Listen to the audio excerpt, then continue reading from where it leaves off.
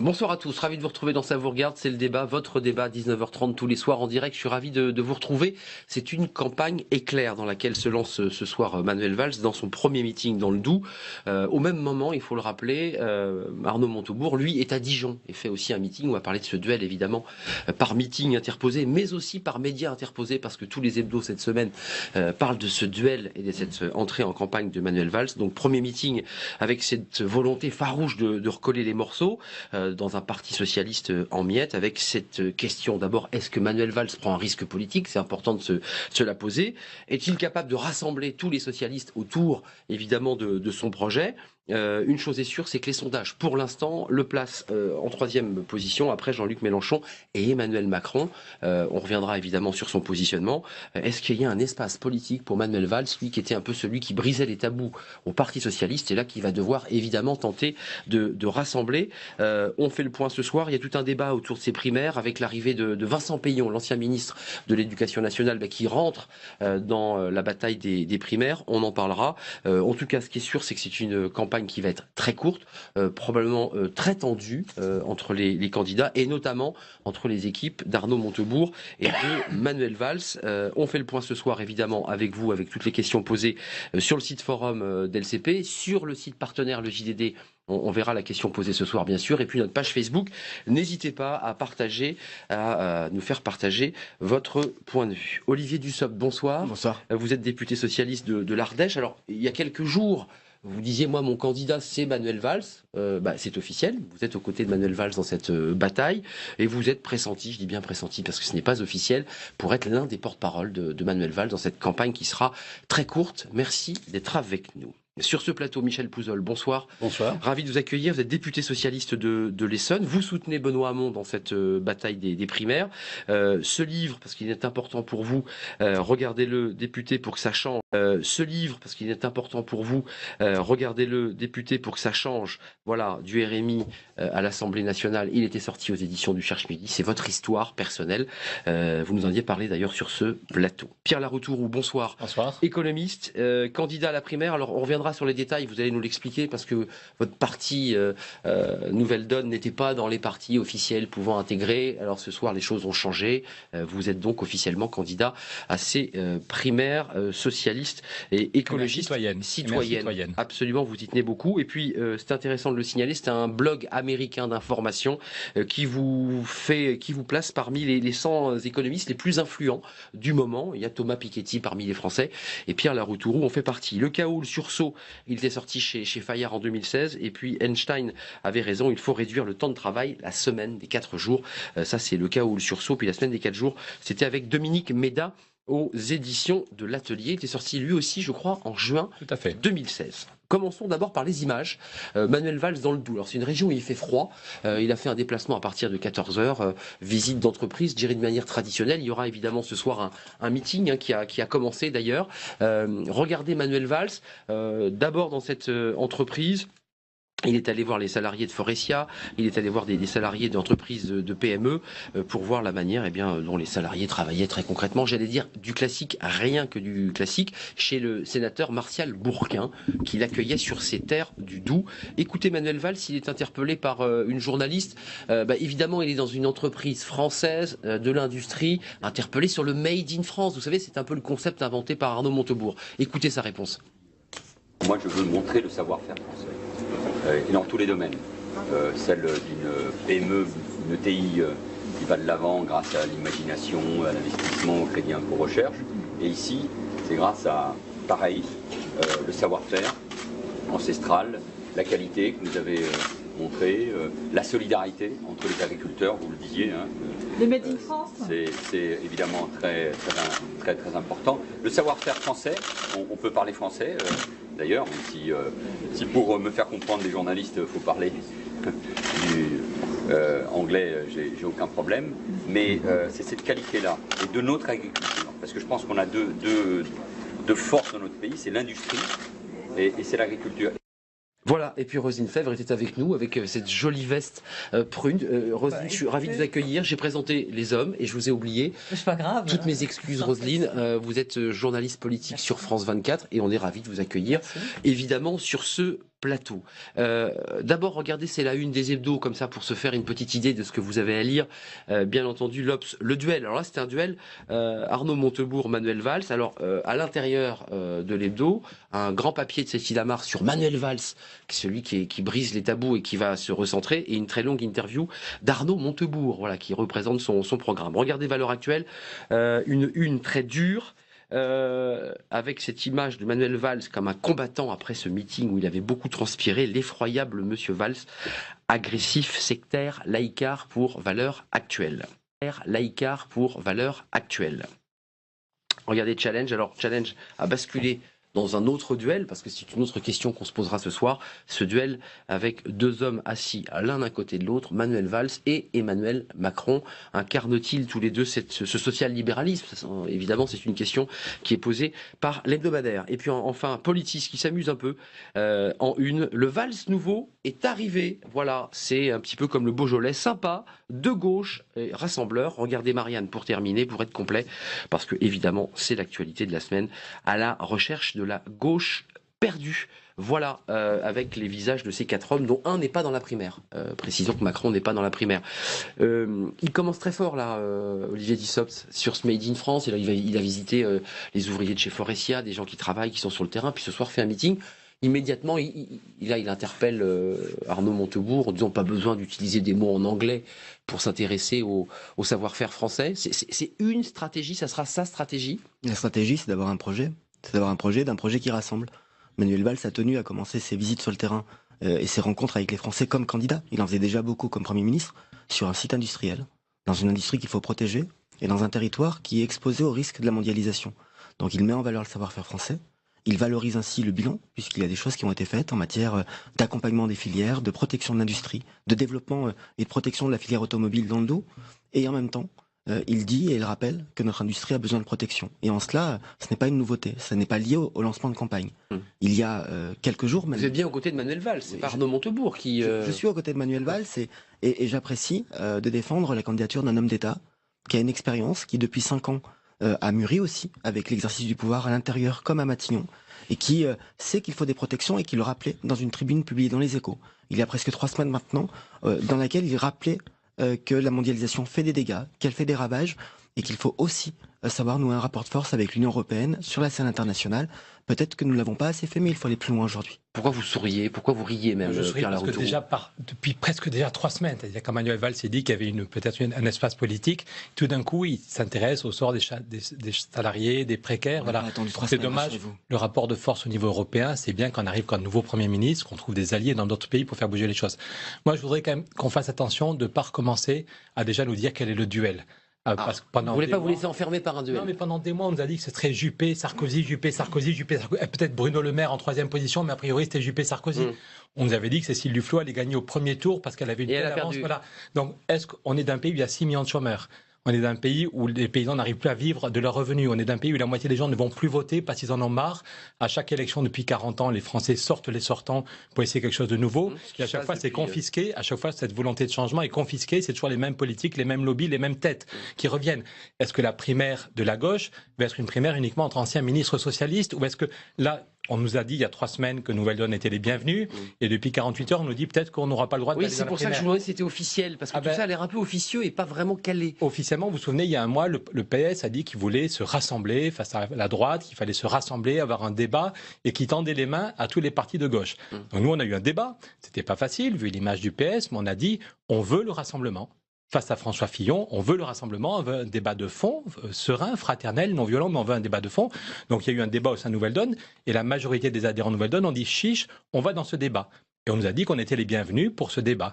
Et là, depuis 48 heures, on nous dit que ce sera peut-être réservé à ceux qui ont déjà été ministres, socialistes. Donc c'est une question de fond. Est-ce qu'on est capable de... Ça fait 40 ans qu'on fait les mêmes politiques. Ça fait 40 ans qu'on nous dit que la croissance revient, que la politique industrielle va suffire. Est-ce qu'on est capable d'innover vraiment? C'est le sens de ma candidature. Michel Pouzol, vous êtes aux côtés de Benoît Hamon. C'est qu'on voit un un ancien Premier ministre, il l'était encore il y a quelques jours, qui devient candidat et traditionnellement, on fait effectivement à travers l'accueil du sénateur Bourquin, des visites dans des usines, on regarde des ouvriers travailler, enfin c'est très traditionnel. Benoît Hamon, il propose autre chose ou il est sur le même discours finalement, sauver l'industrie, sauver les entreprises? Non, en tout cas, on n'a pas commencé la campagne là-dessus, mais pour en revenir à ce que fait Manuel Valls, il fait une campagne classique qui, voilà, son discours, il l'a pas fait pour une primaire, il a fait son premier discours d'introduction comme déjà un chef de l'État. C'est-à-dire qu'à mon avis, il est en train de faire la même chose qu'avait fait Juppé et Sarkozy avec le succès. Il cite le président chinois, voilà, que l'on sait. Donc c'est très classique.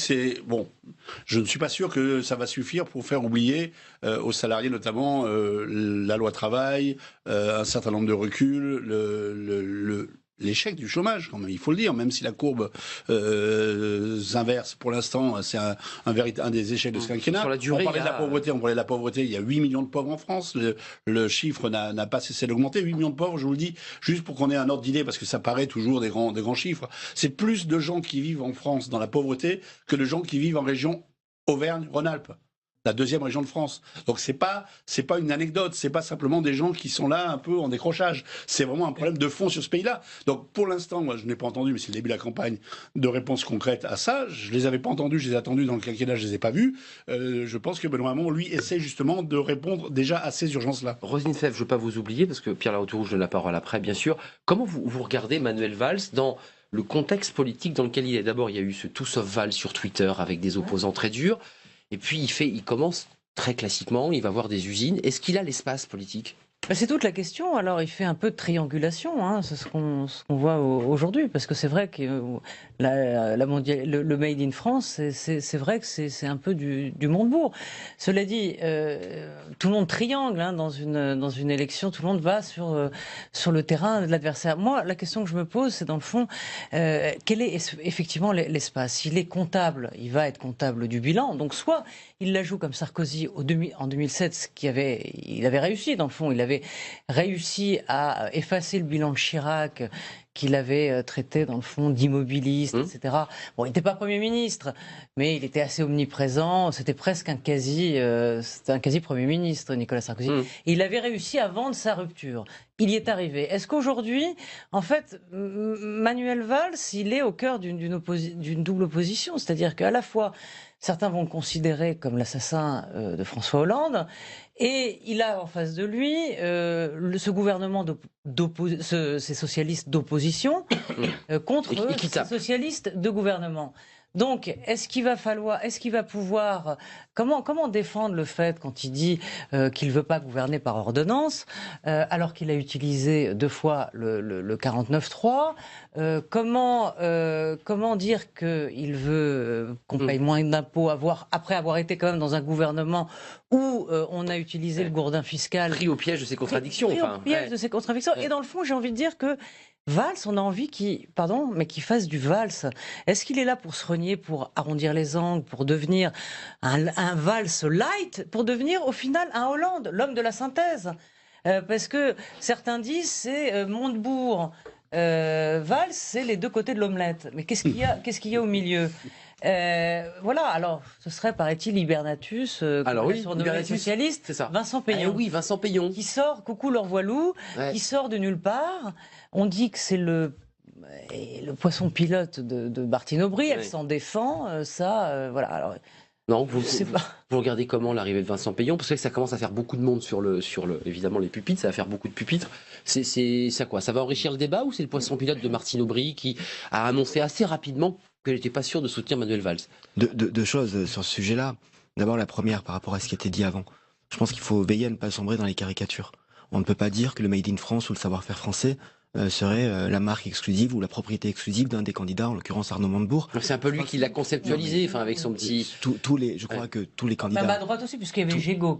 En plus. C'est vrai. Mais tous les candidats de la primaire ont cet attachement à la protection des savoir-faire français. Et de la même manière, On ne peut pas rendre Manuel Valls comptable Non, mais je seul. disais qu'on faisait de la triangulation en politique, ce qui est oui, une réalité. Mais juste pour aller au bout de la C'est une phrase. vieille technique anglo-saxonne. Juste pour aller au bout de la phrase. Oui. On ne peut pas considérer que Manuel Valls serait le seul dépositaire responsable, pour certains coupables, du bilan et de la ligne de tout le quinquennat. Je rappelle quand même que lorsque le CICE sans contrepartie, le pacte de responsabilité, de compétitivité, a été voté, 2 de ses principaux concurrents étaient ministres. Et ça ne les a pas amenés à quitter le gouvernement.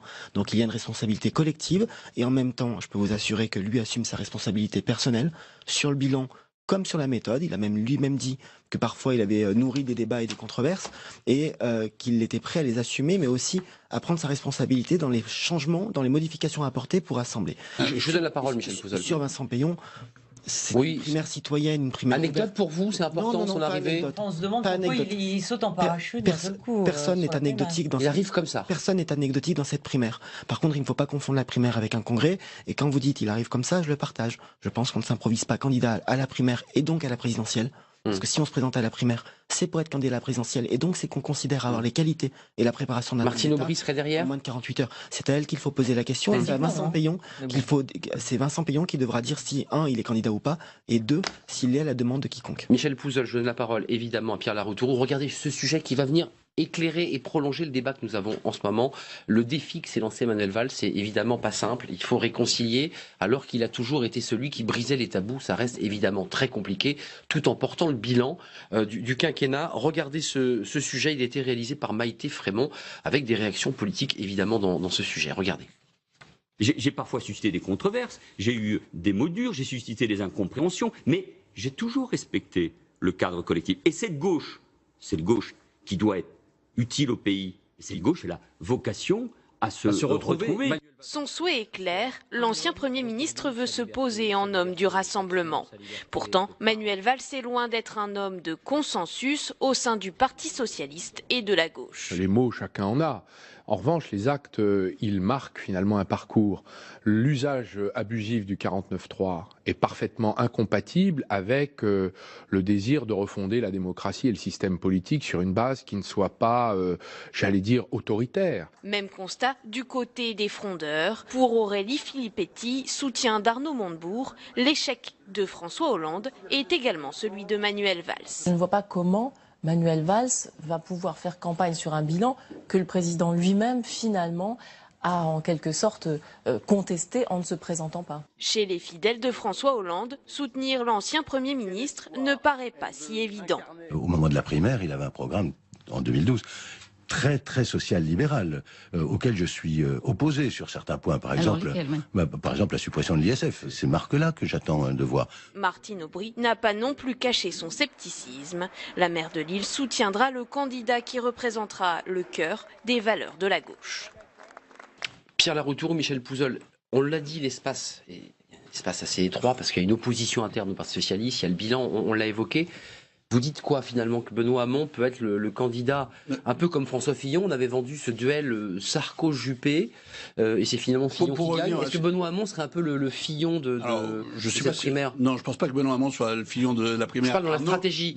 Oui, parce que, en tout cas, certainement pas sur le... je ne parlais pas des idées, bien entendu. Sur les idées, je pense que ce que Benoît Hamon a entrepris, c'est de faire une véritable campagne de primaire, c'est-à-dire d'ouvrir les débats sur un certain nombre de sujets. Vous avez remarqué que le revenu universel d'existence est rentré de plein pied dans le débat public parce qu'il l'a porté. La souffrance au travail également. Le temps de travail, c'est la même chose. Les notions écologiques, c'est le même. Donc le but, c'est ça, c'est d'ouvrir ces débats. Vous parliez tout à l'heure de triangulation. C'est vrai que c'est une stratégie de Manuel Valls. Il l'a fait aux dernières primaires. Ça a rapporté 5% des voix. Mais la triangulation... Il ne s'est jamais renié. Non, mais la triangulation... Il a toujours été ce qu'il a été. Excusez-moi, entre les discours de Manuel Valls, moi je me rappelle très bien à un moment donné où Manuel Valls avait des discours très à gauche quand il se retrouvait face à quelqu'un de droite, mais pour le reste, c'est pas il n'a rien brisé, Manuel Valls. Il a changé le paradigme et le programme des socialistes. Il a franchi à plusieurs reprises des lignes rouges durant ce quinquennat. Roselyne, répondez, Pierre Laroutourou. Je vous donne la parole, Pierre Laroutourou. Allez-y, et Pierre Laroutourou. Vous poser une question. Vous êtes là, tout le monde n'a à la bouche que le mot rassemblement. Et dans le fond, vous avez demandé à François Hollande de se retirer parce qu'il était un obstacle à la gauche. Est-ce que vous pouvez me dire, sincèrement, quelle est la différence entre Arnaud Montebourg et Benoît Hamon? Moi, je ne la vois pas. Question de fond. Ils ont été tous les deux ensemble d'accord pour éjecter, d'ailleurs avec Manuel Valls, Jean-Marc Ayrault. Ils sont tous les deux partis en même temps quasiment. Mais c'est sur le fond que les différences J'entends bien, mais ils ont tous ils prônent tous une politique de la relance et vent debout contre la politique de l'offre. Donc qu'est-ce qui les sépare? Est-ce qu'il n'y en a pas un qui doit se sacrifier pour l'autre? Déjà, moi je pense que les débats, notamment en matière de développement économique, en matière de développement économique, ne sont pas les mêmes choix. C'est-à-dire qu'il y a le mythe de la relance absolue et du plein emploi qui est défendu par Arnaud Montebourg, ce que je peux entendre, mais c'est pas la même chose. Dire que les gisements d'emploi de demain se feront dans d'abord la réduction du temps de travail ou repenser le temps de travail, se feront dans l'économie sociale et solidaire, se feront dans l'éco-responsabilité, c'est pas tout à fait la même chose. C'est pas tout à fait les mêmes choses. Et on va le voir dans les débats. Après, effectivement, si on s'en tient à des stratégies de départ d'un gouvernement, etc., ça s'est fait en même temps. Mais on a des... vous n'êtes pas très loin. On n'est pas opposés, n'empêche qu'il y a quand même des grandes différences entre nous. Les actes fondamentaux du quinquennat, ils ont été posés dans la première année, quand on donne 40 milliards à la demande du MEDEF sans aucune contrepartie. Ça, vous le contestez formellement, fortement. Donner 40 milliards au MEDEF sans contrepartie, on sait que ça ne marche pas. Juppé l'avait fait, François Fillon l'avait fait, ça fait des années. Qu'est-ce qu'il fallait faire, Pierre Larouturou? J'y reviens dans une minute. Ouais. Et ils étaient quand même tous les trois, Manuel Valls, Benoît Hamon, Montebourg étaient au gouvernement. Et quand on donne 40 milliards, par ailleurs, il faut augmenter les impôts. Ils ont été très proches. Oui, et par ailleurs, il faut augmenter les impôts nationaux ou impôts locaux, de 20 milliards. Par ailleurs, on dit qu'il n'y a plus d'argent pour le CNRS, on divise par 2 les recrutements du CNRS, il n'y a plus d'argent pour la culture, il n'y a plus d'argent pour l'hôpital, on supprime 10 000 postes à l'hôpital quand on décide de donner 40 milliards au MEDEF sans contrepartie. Et effectivement, ces trois-là qui s'affrontent pendant le film passé, vous disiez que c'est juste des petites haines personnelles recuites, mais en fait, ces trois-là ont soutenu la même politique. Donc, est-ce qu'on est capable d'avoir un changement? Je répète, on est dans une société qui peut s'effondrer, il y a 6 millions de chômeurs, il y a des gens qui désespèrent. Est-ce qu'on est capable d'avoir des débats sur le fond? Est-ce qu'on en est juste à modifier à la marge les questions sur l'austérité, sur les budgets? Nous, ce qu'on dit à Nouvelle Donne, c'est que on y va fortement. Il y a 1 000 milliards, la Banque Centrale Européenne va créer 1 000 milliards, je ne sais pas si on le voit. 1 000 milliards quand elle veut donner aux marchés financiers, en espérant que les marchés financiers vont relancer l'activité. Avec des taux très bas qui normalement devraient relancer l'économie. Dans mon équipe, j'ai la chance d'avoir Jean Jouzel, prix Nobel, un des plus grands climatologues, et Philippe Maystadt, l'ancien président. Voilà, et Philippe Maystadt, l'ancien président de la Banque européenne d'investissement. Et on va montrer que ces 1 000 milliards, on peut les mettre sur un plan Marshall pendant 20 ans pour sauver le climat. On a encore passé 2 heures avec Jean Jouzel et Philippe Maystadt. On rédige ce que serait un plan Marshall et on se donne 2 ans. On a des alliés en Allemagne, on a avec nous une ancienne ministre allemande, un ancien ministre espagnol, on a des relais dans 8 ou 9 pays pour redémarrer l'Europe. Et dans 2 ans, on veut avoir les 1 000 milliards. Le plan Juncker, c'était... C'est 16 milliards, madame. Oui, c'est pas tout à fait. Il manque 2 zéros. Et au lieu de faire des grands travaux, on veut les mettre pour économiser l'énergie, économiser l'énergie. Vous nous dites quoi sur ce plateau? Ça fait 600 000 Les vieilles recettes socialistes ne marchent pas. Vous renversez la table. On discute entre eux, on discute sur qui c'est qui a soutenu le plus longtemps. Mais en fait, oui, effectivement. C'est vous qui attaquez là-dessus. Non, pardon, c'est vrai. Terminez, Pierre Larouturou. Parce qu'on passe de l'économie ensuite aux politiques, parce que vous parlez des querelles politiques. Est-ce qu'on est capable d'innover vraiment? On est le seul pays où c'est verrouillé comme ça. En Allemagne, quand Schröder se plante, il s'en va. En Angleterre, quand Tony Blair se plante, il s'en va. On a les mêmes qui font de la politique depuis 20 ans. On a les mêmes. Alors, s'ils étaient géniaux, on pourrait dire super, vous restez. Vous parlez de ceux qui ont bénéficié des réformes précédentes. Vous citez, comme par hasard, des hommes qui ont bénéficié, il y a 30 ans, soit des réformes Thatcher, soit des réformes... Je dis simplement, quand on nous fait croire à droite que le renouveau, c'est François Fillon. Oui. François Fillon, il n'a jamais été salarié, jamais chômeur, jamais patron de PME. C'est un professionnel de la politique. On est d'accord. Oui, c'est-à-dire quand vous voyez qu'en Grande-Bretagne, on est un peu en retard des enjeux du temps. Quand vous voyez qu'en Grande-Bretagne, Theresa May vante dans le fond le retour de l'État, la relance, etc. Je suis d'accord. Est-ce qu'il y a 1 000 milliards 1 000 milliards, est-ce qu'on les laisse sur les marchés financiers? On se demande, nous, pourquoi on veut faire les réformes qu'on aurait dû faire il y a 30 ans. Alors, je voudrais quand même poser une question très concrète. On a là une question à poser. L'un des porte-parole potentiels, c'est pas officiel. Est-ce qu'ils veulent vraiment une primaire ouverte? Est-ce que concrètement, là, depuis 48 heures, on nous dit que ce serait peut-être une primaire réservée uniquement aux gens du PS ou à des satellites? Je vous le demande publiquement. Est-ce que vous voulez une primaire ouverte? Nouvelle Donne a réuni 500 000 personnes aux dernières élections européennes. Vous nous avez dit que vous tendiez la main. Réponse. Vous voulez rassembler la gauche. C'est pas un meeting non plus. Est-ce que vous êtes favorable à une primaire ouverte? Oui ou non? Nouvelle Donne ou pas? Parce que c'est primaire ouverte ou pas? Je crois que ni Michel Pouzol ni moi sommes des dirigeants de la Belle Alliance Populaire qui organise la primaire. Mais vous avez envie d'une primaire ouverte ou pas? Je peux vous dire, si juste vous me laissez terminer ma phrase. Parce qu'à un moment, on peut aussi prendre dire des journaux, couper la parole aux gens et expliquer que les mêmes sont là depuis 20 ans, ce sont aussi les mêmes qui veulent prendre la place depuis 20 ans. Par contre, la primaire, nous la souhaitons ouverte. Emmanuel Valls souhaite que la primaire soit un débat, un échange, des confrontations au sens positif du terme sur les projets. Et par contre, nous souhaitons gagner cette primaire. Nous considérons autour de Manuel Valls que c'est lui le plus à même de porter la voix de la gauche, des progressistes lors de l'élection présidentielle. Nous considérons que le premier et le deuxième tour sont tout aussi importants, bien évidemment, mais nous avons aussi en tête qu'après la primaire, le 30 janvier, il faudra que tout le monde puisse se mettre autour de la table. Et donc pendant toute cette primaire, pendant toute cette période qui Ça, vous y croyez au rassemblement dès le 30 ? Nous y croyons, et en tout cas nous y prendrons notre part de deux manières.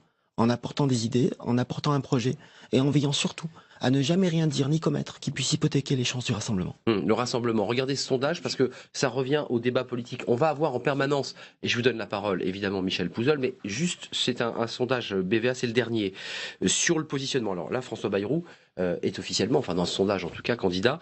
François Fillon est à 24, Marine Le Pen au coude à coude et à égalité 24, Jean-Luc Mélenchon 14 pour Emmanuel Macron, et là c'est Manuel Valls évidemment qui est sondé, il est à 13. Donc tout près de Macron, mais en fait en troisième position, et François Bayrou arrive à 6%. Regardez lorsque c'est Arnaud Montebourg qui est interrogé, quand on interroge les Français concernant la présence d'Arnaud Montebourg, dans ce 23-24 Marine Le Pen, 13% Jean-Luc Mélenchon, Emmanuel Macron est très loin devant, devant Jean-Luc Mélenchon, mais Arnaud Montebourg n'a que 6,5% et François Bayrou 8%. Alors vous allez me dire, c'est des sondages, bien entendu, vous voulez intervenir. Là, Arnaud Montebourg est bas, alors vous défendez les couleurs de Benoît Hamon, qui n'a pas été sondé. Qu'est-ce que vous dites, ça ? Je voudrais d'abord répondre à Pierre Larouturou, parce qu'il nous a posé la question. J'étais sûr. Ah, mais oui, je voudrais quand même lui nous sommes pour une primaire ouverte et élargie. Nous, et nous le disons depuis le début, moi je milite pour que Jean-Luc Mélenchon vienne dans la primaire la plus ouverte, que Emmanuel Macron vienne, que vous veniez, et que nous puissions vraiment... C'est un vœu pieux, Michel Pouzol, vous le savez très bien. Ceux qui veulent venir, est-ce qu'on les accepte ou pas ? Il faut déjà les... je vous le dis, nous on se bat pour ça, donc vous êtes les bienvenus. Vous n'êtes pas le barré pour gagner tout ça. En 2017, si vous êtes déjà en train de vous demander s'il faut une primaire ouverte ou... C'est que les primaires, elles sont implantées dans le paysage politique. Excusez-moi, je crois que les Français l'ont montré en 2012 qu'ils voulaient une primaire. Ils sont venus à 2,8 millions voter pour les Français. Ils sont venus à 4,7 millions pour la droite. Vous pouvez pas dire que vous pouvez pas dire quand les Français se déplacent. Mais vous en êtes encore là pour un truc évident. Bien entendu, c'est le seul moyen d'avoir un débat aujourd'hui, d'avoir un débat de fond. C'est le seul moment. Alors si la primaire doit consister à des petites attaques personnelles, etc., et qu'il n'y a pas de débat de fond sur les idées, sur les programmes, sur les propositions, et on en a quelques-unes, on voit bien qu'on n'est pas d'accord, alors ça ne servira à rien. Si on arrive à faire ce débat-là,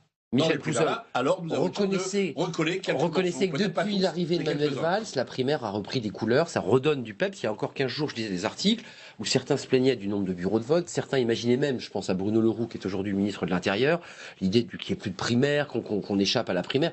La primaire reprend des couleurs. Sur le fond, puis on va parler d'économie un tout petit peu, la question de l'ISF. Ça, c'est un sujet sur lequel Manuel Valls s'était exprimé. Il n'était pas hostile, il ne le disait pas aussi clairement, mais à pouvoir réimaginer une fiscalité différente. Sur la question de l'ISF, est-ce qu'il faut maintenir l'ISF, par exemple, et est-ce qu'il faut maintenir les 35 heures ? Questions très simples qui seront posées dans les débats de la primaire. Alors, oui, il faut bien entendu maintenir l'ISF. Je pense qu'il faut faire la grande réforme fiscale qu'on n'a pas faite, avec une redistribution beaucoup plus progressive. On l'avait dans notre programme, on ne l'a pas faite, on en a fait des petits morceaux. Il faut la faire réellement, et bien sûr qu'il faut le maintenir. Avec le coup de massue fiscale dont on parlait tout à l'heure.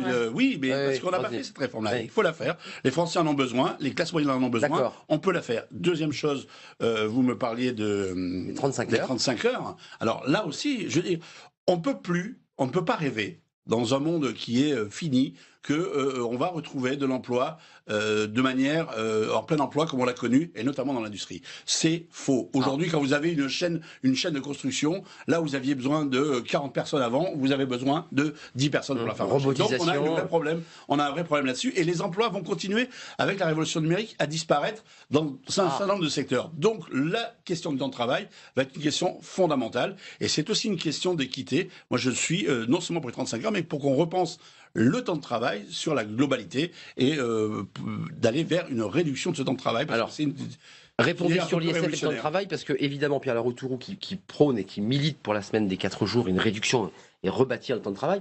sur cette question-là, Manuel Valls, c'était souvent un petit peu, il disruptait, comme on dit, sur les 35 heures. Ça servait à rien, il fallait repenser les 35 heures.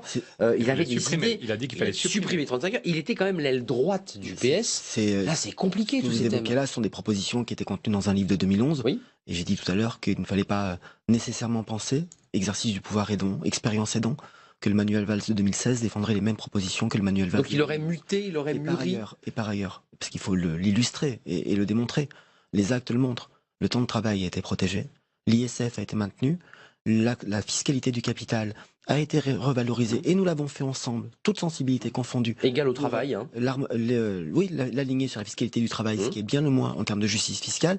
Et nous sommes allés jusqu'à créer une tranche supplémentaire sur l'impôt sur le revenu pour les plus hauts revenus. 45%. Un petit peu plus. Un peu plus. Et tout cela montre que d'une part, le bilan que porte Manuel Valls aujourd'hui n'est pas aussi libéral, n'est pas aussi... c'est les fraudeurs qui l'ont accablé. À droite que ce l'on veut bien dire, et surtout, cela montre que ça apporte une réponse à vos questions sur les SF et le temps de travail. D'accord, ça c'est important. Donc il a évolué, et c'est pas le bilan que certains frondeurs ou critiques au PS ont pu lui attribuer sur une politique de droite. Pierre Laroutourou, vous êtes un peu, vous aussi, vous disruptez dans votre sens, parce que vous dites, l'économie va mal, on est en permanence avec une croissance qui baisse, ces graphiques que vous apportez souvent sur notre plateau le démontrent. Vous dites qu'il faut réduire le temps de travail. Ce sera une des propositions que vous ferez à la tribune si vous êtes invité d'ailleurs. Sur la question de l'ISF, quand même, au lieu de vouloir la supprimer comme la droite et François Fillon veulent le faire, il faut plutôt moderniser cet impôt, peut-être comme le propose Thomas Piketty, en fusionnant ou avec la taxe foncière. Donc il y a besoin, en début de mandat, je pense que ce qu'on dit, nous, c'est qu'il faut en début de mandat prendre 3 mois, on met tout sur la table et on sait vers où on va. Et au lieu d'avoir des ajustements, c'est quasiment tous les 6 mois qu'il y a question d'une réforme fiscale. Souvenez-vous, Jean-Marc Ayrault a été débarqué quand il voulait lancer la grande réforme fiscale. Voilà. Donc c'est pas possible. On prend 3 mois au début du quinquennat, on met tout sur la table, et ça va encore mieux s'il y a des marges de manœuvre qui viennent de l'aspect européen. Parce que faire une réforme fiscale un peu audacieuse quand il n'y a pas de croissance, ça fait très très mal à certaines personnes, et en général, on n'est pas très ambitieux. Par contre, si on est capable de se dire que des financements qui existent au niveau européen, au lieu de les mettre sur les marchés financiers, on les remet dans l'économie réelle, avec ce qu'on propose, il y aurait chaque année 40 milliards qui arriveraient en France, 40 milliards à taux zéro pour financer la transition énergétique, pour économiser l'énergie. Si vous relancez une activité intelligemment avec un plan Marshall européen, c'est plus facile de faire une réforme fiscale. Il y a de l'huile dans les rouages. Sur la question du temps de travail, oui, ça fait 20 ans que je me bats. Il y en a qui redécouvrent le sujet depuis 2 mois ou 3 mois. Tant mieux si on est plus nombreux à vouloir aller dans ce sens. Mais ça fait 20 ans. Pour les Benoît Hamon, parce que c'est vrai que c'est une des propositions, l'idée de repenser le temps de travail. En Belgique aussi, il y a des gens qui étaient hostiles il y a 6 mois ou 1 an, qui maintenant en Belgique, toutes les forces de gauche se rassemblent autour des 4 jours, 32 heures, en expliquant que on vit une révolution. Mais n'ont pas marché, comment c'est qu'elle n'a pas créé plus de travail. L'idée, c'était que on partage le temps. On partage le travail. On vit une révolution. Et ça s'est pas passé. L'idée, c'est d'abord qu'on vit une révolution de la productivité. Il y a 6 caméras sur ce studio. Autrefois, il y aurait eu 3 salariés derrière chaque caméra. Là, il n'y a que seulement 3 salariés. Je confirme qu'avant, il y avait 4 salariés dans ce studio. Tout à fait. Donc partout, on fait des gains de productivité colossaux. Donc globalement, depuis 40 ans que le chômage augmente, le gâteau, la richesse produite en France, a presque triplé. On produit 3 fois plus de biens et services, mais avec moins de travail, parce qu'il y a des machines, il y a des robots, il y a de l'intelligence. On a multiplié par 7 le nombre d'étudiants. Donc c'est une vraie révolution. Mais comme le contrat social est bloqué, aujourd'hui en France, avec tout ce que la droite a fait pour casser, pour détricoter les 35 heures, la durée réelle d'un temps plein en France est à 39h50. Donc aujourd'hui, la situation réelle, si on sort des combats idéologiques, la situation réelle en France, c'est que vous avez 4 millions de chômeurs qui font 0 heure. Il y a bien plus de 6 millions d'inscrits à Pôle emploi. Et vous dites quoi? Les Français ne font pas 35 heures, mais 39? Ah non, l'INSEE dit qu'il y a 4 millions de gens qui font 0 heure et qui en meurent et qui en souffrent. Des salariés. Et de l'autre côté, les temps pleins. Pardon, madame, je continue. Après ça, on voit les oui, c'est la question que je vais vous poser. La durée réelle est à temps plein pour 39h50 pour les gens qui sont à temps plein. Donc nous, ce qu'on dit, c'est que... Attendez, pour ceux qui nous regardent, on est à 35 heures. Vous nous dites ce soir sur un plateau de télévision, vous êtes un économiste, c'est la durée légale. En fait, on travaille 4 heures de plus. C'est ce que dit l'INSEE. D'accord, non, mais c'est juste quelque chose 10 années à détricoter, François. Dans tout ce qu'avait fait la gauche, c'est le sujet sur lequel Sarkozy, Fillon se sont le plus déchaînés. Donc, ce partage du travail est stupide et les seuls qui en profitent, c'est les actionnaires. Parce que quand vous avez 4 millions de chômeurs, les autres ont la trouille et la négociation sur les salaires, c'est si t'es pas content, tu vas voir ailleurs. Donc, nous, ce qu'on dit à Nouvelle Donne, c'est qu'on peut relancer la négociation. Il ne s'agit pas d'imposer le mouvement, mais on peut dire dans les branches, dans les entreprises, qu'on peut passer à 4 jours. et l'entreprise arrête de payer les cotisations chômage si elle crée des emplois. Tous, avec nos impôts et nos cotisations, on paye chaque année 80 milliards. Et aussi territoire zéro chômage là, qui a été voté à l'Assemblée, qui travaille sur ces questions-là aussi. On met 80 milliards pour financer les conséquences du chômage. Est-ce qu'on ne peut pas dire qu'on met de l'argent dans l'entreprise si elle crée 10% d'emplois? Excusez-moi de passer du coq à l'âne, mais les deux sont liés avec... Je suis le coq ou je suis l'âne? Non, vous êtes celui que vous souhaitez être. Le sondage, quand même, par rapport à ce qu'on entend, il y a des offres politiques, il y aura un débat de fond, puis il y a des sondages qui vont s'accumuler jusqu'au janvier. On voit que l'offre politique se fait plus sur ceux qui sont hors primaire que sur ceux qui vont à la primaire. Alors en l'occurrence, Arnaud Montebourg a été sondé, Manuel Valls l'a été, pas Benoît Hamon, mais l'offre aujourd'hui à gauche, en tout cas ceux qui se revendiquent quand même de gauche, il y a Emmanuel Macron pour le libéral, et puis Jean-Luc Mélenchon, c'est eux qui attirent. Pour l'instant, oui, c'est le fameux hors système. Et oui, hors primaire. Hors primaire qui... alors, est-ce que c'est vrai que les sondages, pour l'instant, de toute façon, on s'est tous plantés, que ce soit les médias, il faut tous se remettre en question. Mais il faut rester très calme et modeste. Dans le fond, les médias ou les sondages n'ont plus aucune prise sur l'opinion, donc on se calme. Mais c'est vrai que, d'ailleurs, il l'a compris, Macron, et Mélenchon aussi, ce hors-système. Il le développe, il le revendique. Exactement. Il n'a pas intérêt à aller dans la primaire, effectivement. Et c'est tout le problème de Valls, parce que Valls, il reste sur sa droite, il aura de toute façon Macron qui sera plus libéral que lui et hors système, et il ne gagnera pas sur sa gauche. Et si il va trop sur sa gauche, personne ne le croira réellement. Reniement. Ouais. Et puis surtout, on préfère toujours l'original à la copie, donc on ira vers Montebourg. Donc c'est là où je trouve que Valls a eu envie d'y aller. Il fallait de toute façon qu'il y ait. Ça vous interroge, j'ai le sentiment là. Non, mais ça nous interroge. Je dis qu'il fallait effectivement pour la gauche qu'il y ait un représentant de la gauche de gouvernement, celle du PS qui gouverne. Comme le dit Gérard Grimbert dans Télos, un bel article où il dit même François Mitterrand a dû été au milieu de ces deux courants, de ce courant de socialiste de gouvernement et d'opposition. Et au final, je me demande s'il ne va pas se faire manger. Il est coincé. J'ai une sentinelle, vous les attendez. Coincé finalement entre ces deux pôles. Et oui, et comment il s'en sort? Moi je voudrais comprendre comment il va trouver la botte de Nevers. Il a la détermination. Une réponse et notre sentinelle. Je peux vous assurer que les semaines qui viennent seront aussi les semaines du projet. Vous avez conscience de cette difficulté quand même? Oui, mais c'est une primaire. Et il dit lui-même, nous entrons dans cette primaire et dans la présidentielle, parce que nous considérons que l'un va avec l'autre comme des challengers. Comment il résout l'équation? Il va avancer son projet dans les semaines, dans les jours et dans les semaines qui viennent. C'est sur cette base-là que les choses vont bouger. C'est sur cette base-là aussi qu'il va montrer que c'est lui le plus à même de porter la voix de la gauche. Donc c'est politique, c'est le Valls nouveau est arrivé, c'est-à-dire il va bâtir quelque chose de neuf. Le président de la République permet à la fois la fidélité et le renouveau. Et c'est là-dessus qu'on va pouvoir construire ce projet. C'est une ligne de crête. Romain est avec nous, c'est une sentinelle habituée, je le salue. Ça fait longtemps que vous n'êtes pas venu, Romain. Vous êtes laissé pousser la barbe d'ailleurs, avec le temps qui passe. Dans quel état d'esprit vous êtes? Alors vous n'arrivez pas masqué, hein, vous êtes quelqu'un qui militait à gauche. Vous la regardez comment, vous, cette primaire, cette entrée de Manuel Valls? Déjà bonjour Arnaud, ça fait longtemps que je vous avais pas vu, quand même manqué un petit peu. J'espère bien moi aussi. Moi comment je vois les primaires? Comme vous l'avez dit, je suis très à gauche personnellement. Moi il y a un truc dont j'aimerais bien parler aujourd'hui, c'est un courrier qui a été envoyé de la part de monsieur Cazeneuve à la Cour de cassation. Je sais pas messieurs, madame si vous en avez entendu parler. Mais c'est un peu le dernier, justement Arnaud parlait de sondage tout à l'heure, de Valls qui a été sondé.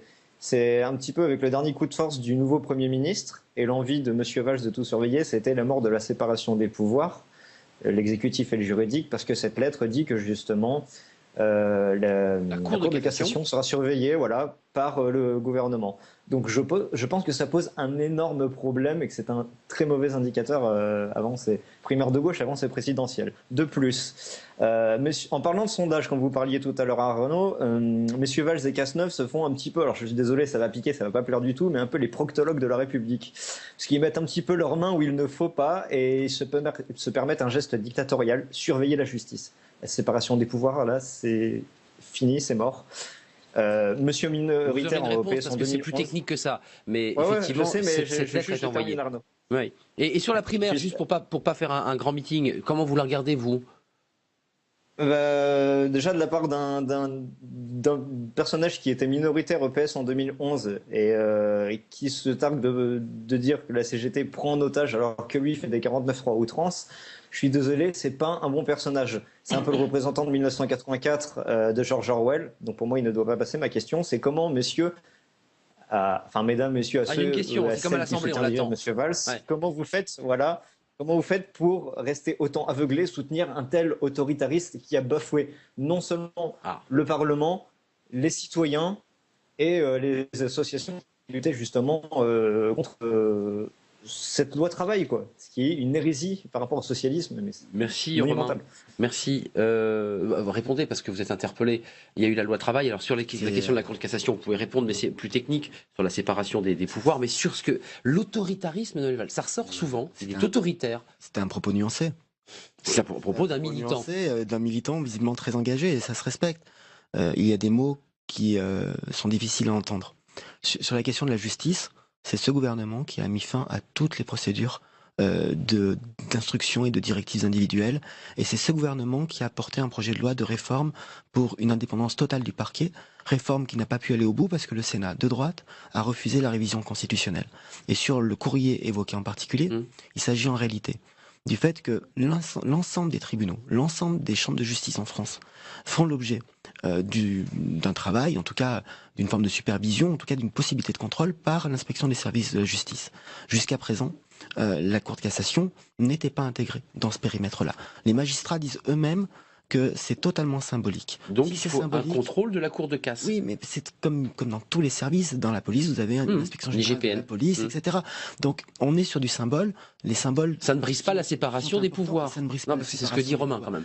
Et enfin, je crois que parfois, quand on utilise des mots trop outranciers, qu'on parle de dictature, ça me rappelle certains militants ou même responsables politiques qui, en février 2015 et en février 2016, avait dit que finalement François Hollande faisait pire que Nicolas Sarkozy et que Manuel Valls faisait pire que Jean-Marie Le Pen. C'est sur la base de ces propos-là que parfois on est amené à dire qu'il y a des groupes politiques, des tendances au sein de la gauche qui sont difficilement conciliables.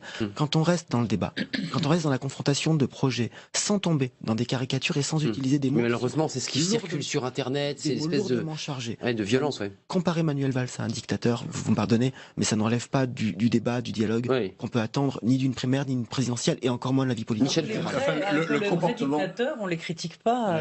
Et d'ailleurs, un vrai dictateur n'aurait pas été critiqué. Réponse de Ségolène Royal aujourd'hui lors des questions au gouvernement sur cette question de Fidel Castro. Les choix qui ont été faits au moment de... Social-libéral, pour élever le débat, c'est un gros mot pour vous quand on vous dit il y a des candidats qui sont des sociolibéraux, c'est un mot qui vous choque et qui vous fait peur. C'est pas un gros mot, mais en tout cas, c'est pas un mot qui convient à l'histoire du Parti Socialiste et à ce qu'on en a fait, y compris au gouvernement. Voilà, il faut le dire. Il y a un courant qui se revendique de ça, très bien. Moi, je suis désolé, la violence du 49.3 vis-à-vis des parlementaires, vis-à-vis de la rue sur la loi travail, est un moment de rupture très fort dans ce quinquennat. Et je comprends que les Français, à partir de ce moment-là, aient eu une vraie défiance. Et moi, je ne sais pas comment Manuel Valls va pouvoir faire juste abstraction de cette chose-là.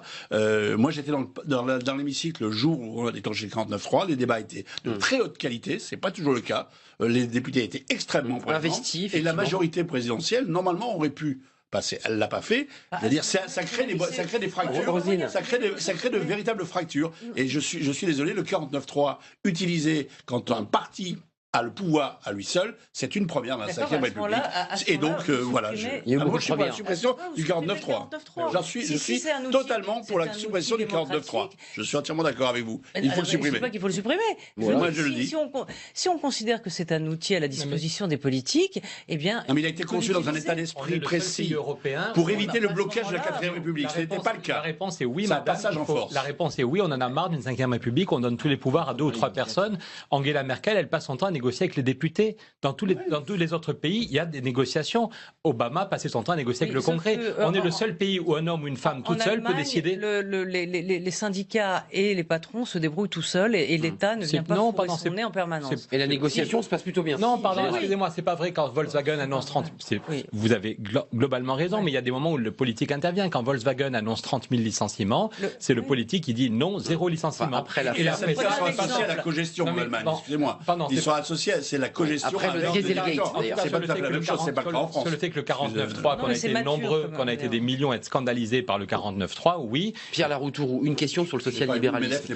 À mon avis, le mois qui reste à faire campagne, c'est Manuel Valls va tenter de s'asseoir sur un programme nouveau, neuf, qui ne colle pas à la peau de ce mot social-libéralisme. Est-ce que vous avez le sentiment que Manuel Valls peut se renouveler, peut offrir quelque chose de nouveau sur les questions économiques, ou vous avez le sentiment qu'il incarne ce social-libéralisme? Écoutez, il a été le Premier ministre, il avait été avant un des principaux ministres, il est quand même aux manettes parmi les 3 ou 4 principaux dirigeants de ce pays depuis 4 ans et demi. Il aura du mal à expliquer qu'il avait un autre projet et qu'on l'a empêché, parce qu'on n'a à aucun moment vu une grosse tension avec le président de la République, sauf depuis 3 semaines pour des questions d'ego.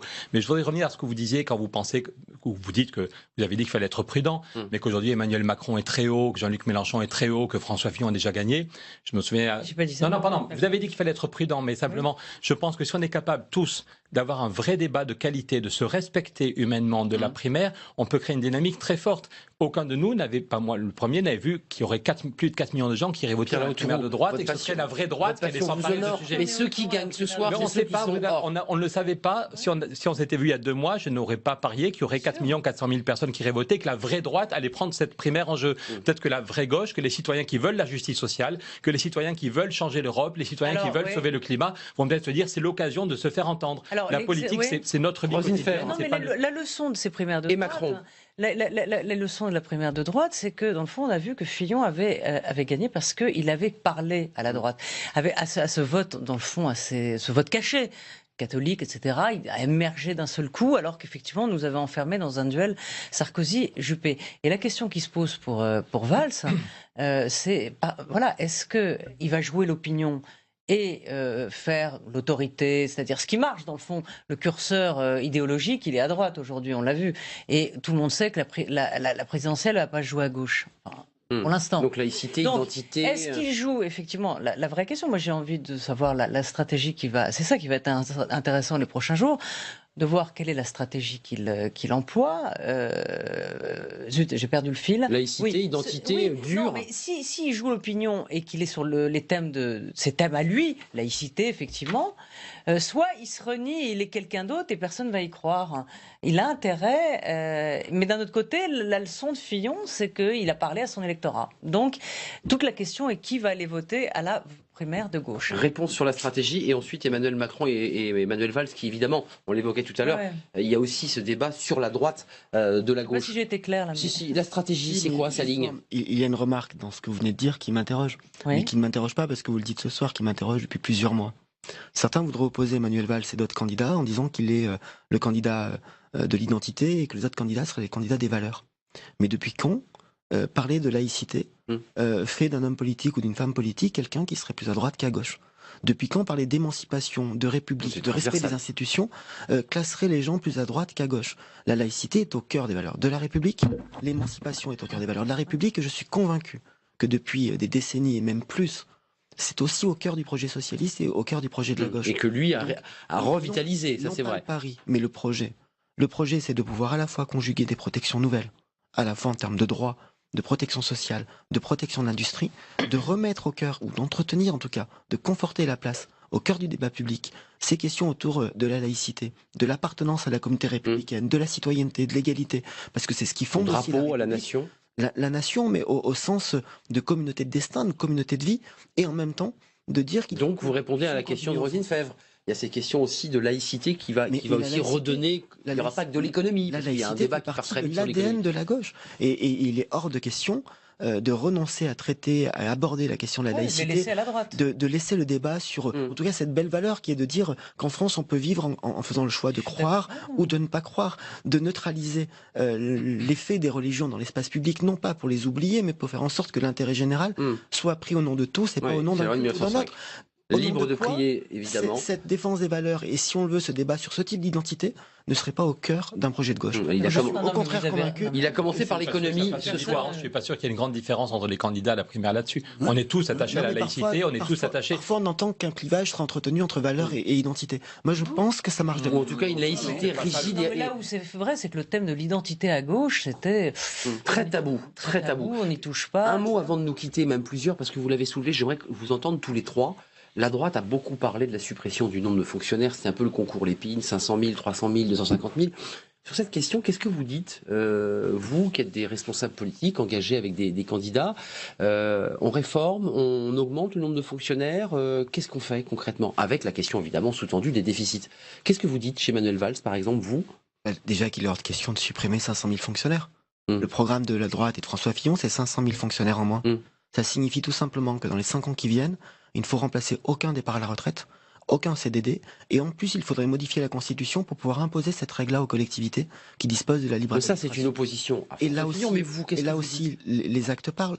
Nous avons créé des postes dans l'éducation nationale, dans les forces de sécurité, à l'hôpital, et pourtant tout le monde sait combien il en manque à l'hôpital. Donc c'est pas une politique d'austérité qu'on vous reproche. Et je peux vous assurer que dans l'hôpital que j'ai la chance de présider, dont je préside le conseil de surveillance à Annonay, la création des 30 000 postes au niveau national, ça ne se ressent pas encore suffisamment pour les aides-soignantes, pour les infirmières, pour les infirmiers, parce qu'il faut arrêter de parler au féminin pour ces métiers-là, qui courent 24 heures sur 24 et qui enchaînent les heures supplémentaires. Donc surtout ne pas supprimer, et même au contraire aller plus loin dans les moyens qu'on donne au service public, parce que la République c'est aussi ça, c'est le service public de partout. Un mot. Je crois que là on est sur des lignes qui nous rapprochent effectivement un peu plus, puisque...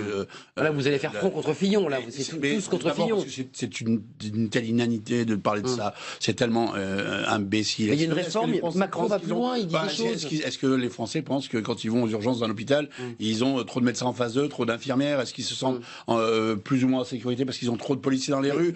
Excusez-moi, on voit bien dans les campagnes. Non, mais dans les campagnes, on n'a plus de service de public de proximité. Excusez-moi, les Français, il y a une étude très intéressante qui vient de sortir aujourd'hui où on se rend compte qu'on vote de plus en plus Front National, plus on s'éloigne d'une gare ou d'un centre-ville. Voilà. Vous avez compris le système. Il y a plus, on est en train de créer des déserts. Des paysages périurbains. Est-ce qu'il faut recréer ça? Est-ce qu'on peut pas recréer du lien aussi avec ça? Donc, je pense qu'aujourd'hui, la question, elle n'est pas que de réduire le nombre de fonctionnaires. Elle est peut-être de voir le système de répartition, d'analyser.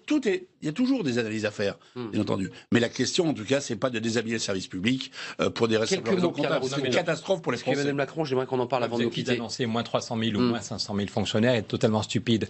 On voit qu'il y a des endroits où il en manque déjà des services publics existants. Et parfois, il y en a trop.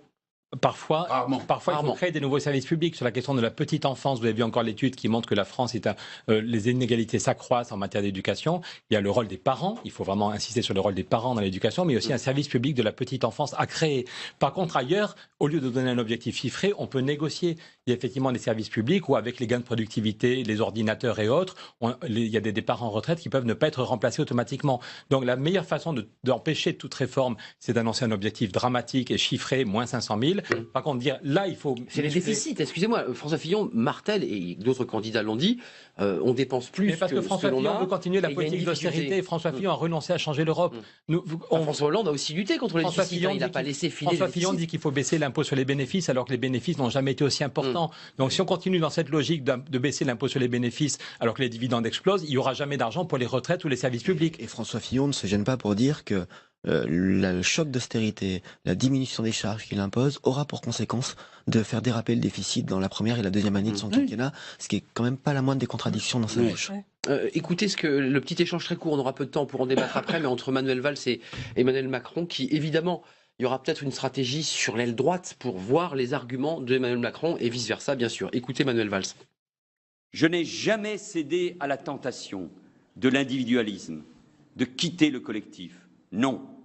La réussite ne se mesure pas au montant du compte en banque. Elle se mesure à la lumière que l'on a dans les yeux. Voilà, les réponses, en tout cas réponse, si c'est une réponse d'Emmanuel Macron qui était en tournée américaine. Je n'ai pour ma part jamais dit qu'il y avait deux gauches irréconciliables. Je pense que aujourd'hui, le défi pour la France, c'est surtout de regarder en face les problèmes qui sont les nôtres et d'essayer de voir comment on construit des solutions efficaces et justes. C'est la démarche qui est la mienne depuis avril dernier, la démarche qui est la nôtre, celle qui consiste plutôt à réconcilier les Français autour d'un projet commun. C'est à mes yeux cela ce dont notre pays a besoin quand on regarde la nature des défis qui sont les nôtres. Je ne vais pas commenter les commentaires, je laisse chacune et chacun. Moi je crois beaucoup, ça fait partie de mes différences dans le champ politique, à la bienveillance. Donc je n'ai jamais construit ce que j'avais à faire, ce que j'avais à dire au pays, en discréditant la parole des autres. Voilà, la bienveillance. Roselyne Febvre, sur cette question des fonctionnaires, c'est vrai qu'Emmanuel Macron dit des choses, il propose des choses détonnantes. Voilà, lui aussi veut réformer. Ce que je voulais dire, c'est que ce qui est avec François Fillon, les 500 000 fonctionnaires, c'est vrai qu'il faut faire attention, qu'il fasse bien attention à ce qu'il propose. Il a un peu infléchi sur la sécurité sociale, mais sur les 500 000 fonctionnaires, si il continue là-dessus, je crains que ça grippe les rouages. Oui, c'est-à-dire que ça fasse monter Marine Le Pen, qui, comme on le sait, très sur le social. Elle laisse sa nièce sur le côté catho, la France en l'Oden, etc. Et du coup, mécaniquement, elle peut monter. C'est dangereux. Un tout dernier mot, 10 secondes. On a 3 fois moins de juges qu'en Allemagne. Si on veut que la justice fonctionne, on a 3 fois moins de juges qu'en Allemagne. Est-ce qu'on donne les moyens, est-ce qu'on donne l'indépendance, réforme constitutionnelle, est-ce qu'on donne les moyens humains et financiers à la justice? Un mot sur Emmanuel Macron, il vous inquiète? C'est de gauche ou pas? D'abord, il se dit lui-même ni de gauche ni de droite. Donc en général, quand je suis ni de gauche ni de droite, je suis de droite. C'est historique. Et puis c'est assez facile de ne pas répondre quand on n'a pour l'instant aucun programme réel, ni aucune proposition. Merci à vous. Un dernier mot, le prochain meeting, vous avez déjà le calendrier qui va être très très chargé pour vous. Vous allez travailler d'arrache-pied pendant un mois. Le calendrier va être chargé. Emmanuel Valls va se déplacer partout, rapidement, et dès les heures qui viennent, il va annoncer à la fois son dispositif de campagne et comment il procède dans les jours qui viennent. Et puis évidemment sa stratégie de campagne, parce que c'est des questions ce soir de Roselyne Febvre qui voulait savoir comment les choses allaient s'organiser sur le plan de la stratégie. Ouais. Merci à vous quatre, merci à Roselyne Febvre d'être venue sur ce plateau. J'ai été ravi.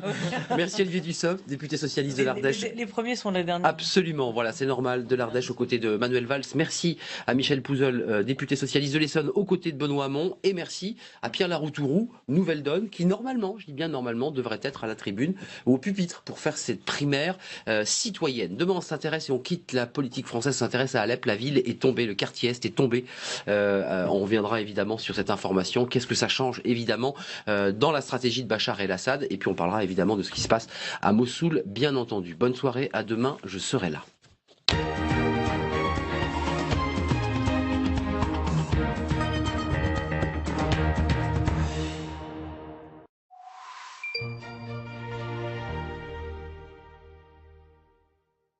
Question d'info présentée par Frédéric Aziza en partenariat avec l'AFP, Le Monde et France Info dans un instant. Santé au quotidien. Demain, tous allergiques, vous êtes d'accord? Tous, je ne pense pas, mais plus qu'aujourd'hui, c'est quasiment sûr. Recherche. Je peux retrouver des sensations plus humaines, comme par exemple la sensation de taper sur mon ordinateur. Prévention. Je suis vraiment convaincue que le dépistage organisé sauve des vies et qu'il faut le faire. État de santé, présenté par Elisabeth Martichoux. Ce soir à 21h15.